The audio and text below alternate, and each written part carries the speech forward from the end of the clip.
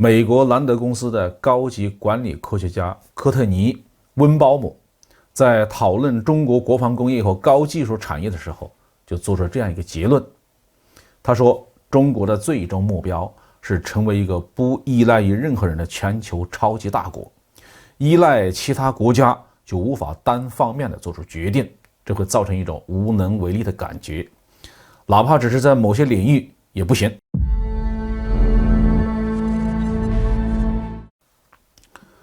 各位网友大家好，欢迎来到包明说。这期话题我们说的是中俄合作 CR-929 大客机受西方制裁，面临困难，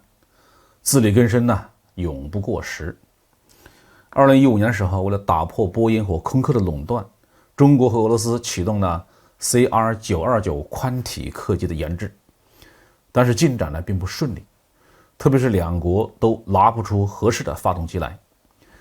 如今俄罗斯因为乌克兰战争遭到了西方的全面的制裁， CR-929 的前途就更加的渺茫了。我们必须承认，在某些顶尖的尖端的技术领域，是中国和俄罗斯都不具备能力的。适合于民航客机的先进的涡扇发动机就是个典型的例子。其实呢，俄罗斯和中国都有能力生产军用的大推力的涡扇发动机，伊尔76和我们新版的运20都是用各自的国产发动机驱动的。但是民航呢有自己的特殊要求，比如说噪音、平稳性、油耗，还有大修的间隔等等。毕竟世界各国的旅客都已经习惯了美国的波音和欧洲空客的飞机，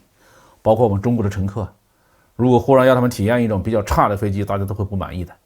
这种技术上的领先和垄断是西方国家敢于采取霸权主义政策的主要原因之一。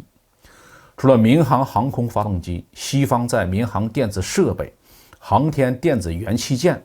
高性能的集成电路、高端仪器仪表、医疗器材和设备这些方面也有显著的优势，甚至是在农业机械上，美国的迪尔公司也有独门绝技，很难找到替代品。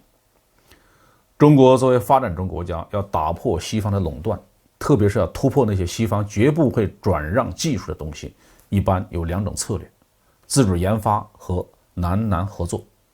也就是发展中国家之间的合作。我们国家的地球资源卫星1号就是中国和巴西联合研制的，是南合作的典范。俄罗斯呢一直算作发达国家，所以中国与俄罗斯联合研制高技术，从理论上来说的话，应该会有更好的效果。但是这仅仅是理论，今天的俄罗斯在很多高技术领域已经落后了，而且因为国家财政上的困难，俄罗斯很难为研发活动投入足够的经费，导致大量优秀的学者流失到了西方。这些学者在美国和西欧搞出了大量的成果，投入了产业化的运行，结果进一步拉大了俄罗斯和西方的差距，进入到恶性循环。这样的困局让俄罗斯在高技术联合研制的问题上所能起到的作用越来越小。如今再加上西方的制裁， CR-929 飞机的难产在所难免了。其实呢，环顾世界，南合作高技术项目可以成功的案例呢并不是太多，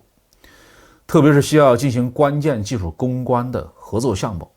很容易因为遭到重大的困难而散伙。中巴地球资源卫星1号之所以能够研制成功，主要是中国的卫星研制团队拿出了啃硬骨头的精神，把红外相机等等关键技术一个一个的攻克下来。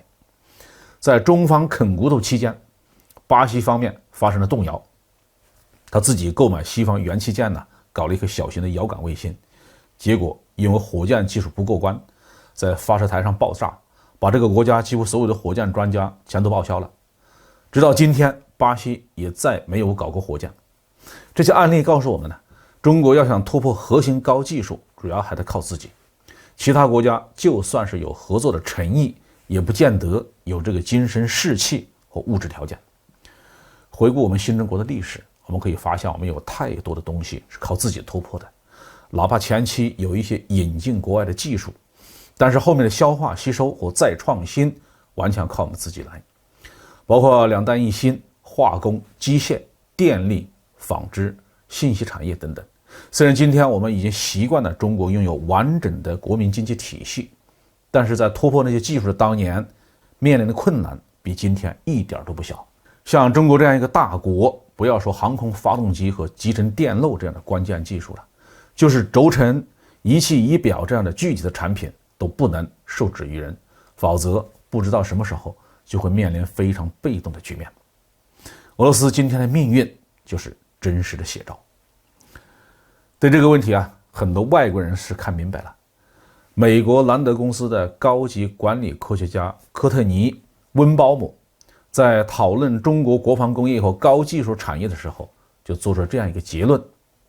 他说，中国的最终目标是成为一个不依赖于任何人的全球超级大国，依赖其他国家就无法单方面的做出决定，这会造成一种无能为力的感觉，哪怕只是在某些领域也不行。说得很对，无论什么时候，独立自主、自力更生这面旗帜我们都要永远的打起来。好，这期话题就说到这里。